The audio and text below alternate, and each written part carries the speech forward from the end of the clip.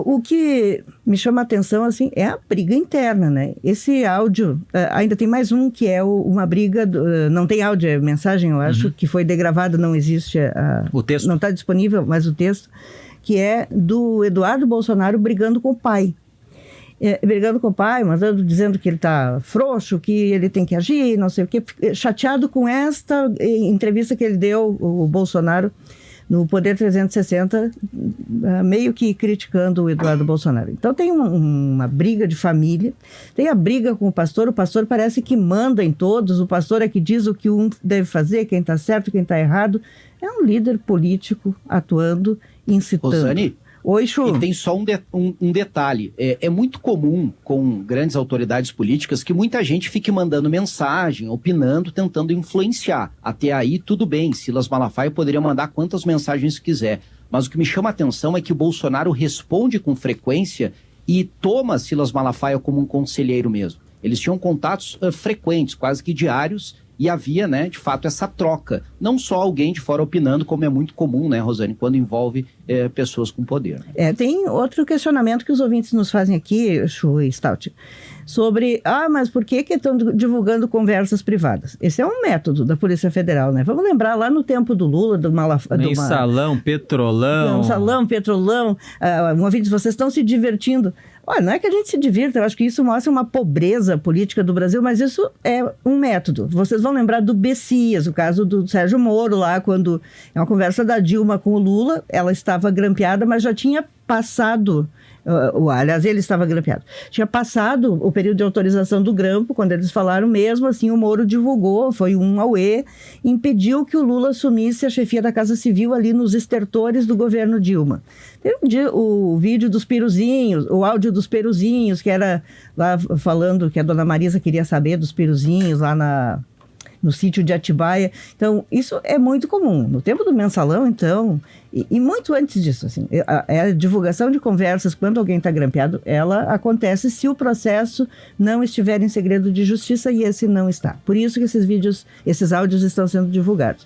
Mas o que a gente vê, assim, é uma baixaria. E uma coisa que me chama a atenção é o Silas Malafaia reforçando um discurso que a gente aqui, cada vez que diz que o tarifaço é decorrente dessa pressão sobre o Trump por causa da família Bolsonaro, os aliados dele dizem, vocês estão enganados, ele está fazendo isso porque o Lula é contra Israel, porque o Lula se aproximou da China, porque o Lula se aproximou da Rússia e não sei o quê. Pode até ser. Mas a gente se baseia no que o Trump diz e escreve. O Trump disse e escreveu isso. E o Malafaia está dizendo, repetindo, reforçando e dizendo. Está muito claro ali. Muito claro. O Trump não fez...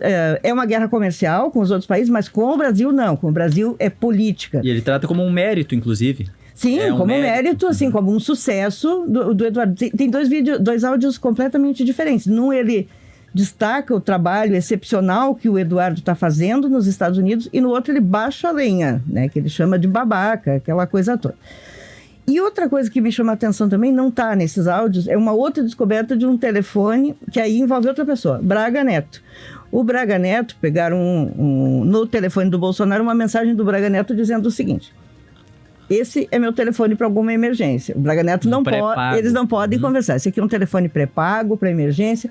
Não posso mandar mensagem por ele, mas a gente pode conversar pelo FaceTime. Então, assim, esta comunicação estava proibido, eles se comunicarem, e estavam se comunicando com um detalhe. O Braga Neto está preso, está na cadeia, não poderia estar se comunicando. É quase como a gente vê nos presídios aqui. Nos presídios normais. Normais. Tá? Alguém leva um telefone, e aí tu tem um meio de se comunicar, porque o dele oficial não pode. Então tem uma confusão enorme nisso, que está pegando mal para eles e está prejudicando, é nesse ponto importante que eu quero chegar aqui, está prejudicando os outros possíveis candidatos de direita. Porque o Bolsonaro não está desocupando o espaço, está dizendo, o candidato sou eu, mesmo inelegível, criando toda essa confusão. E com tudo isso, pelo que mostra a pesquisa Quest, quem está se beneficiando? O Lula. Sobre a pesquisa divulgada hoje, Rosane. A Quest traçou 5 cenários de primeiro turno, alternando os nomes, e 9 cenários de segundo turno. E o resultado, resumindo, é que em todos eles, o presidente Lula aparece em primeiro lugar nos cenários de primeiro turno, e nos cenários de segundo turno com diferentes vantagens. Essa foi a primeira vez que no segundo turno eles testaram o Flávio Bolsonaro. Ele aparece com 32% e o Lula com 48%. Nos outros casos, quem mais se aproxima no cenário de segundo turno é o Tarcísio, que tem 8 pontos a menos do que Lula.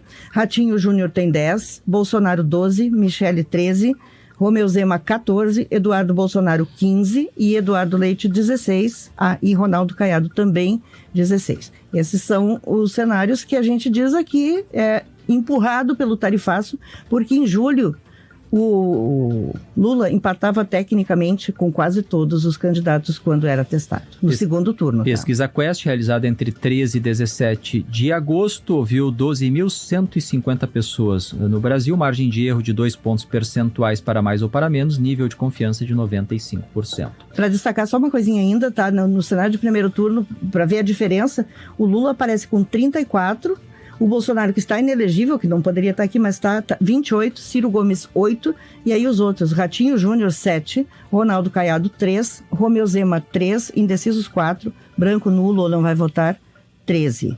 Eduardo Leite só foi testado no segundo turno, então foi testado no primeiro.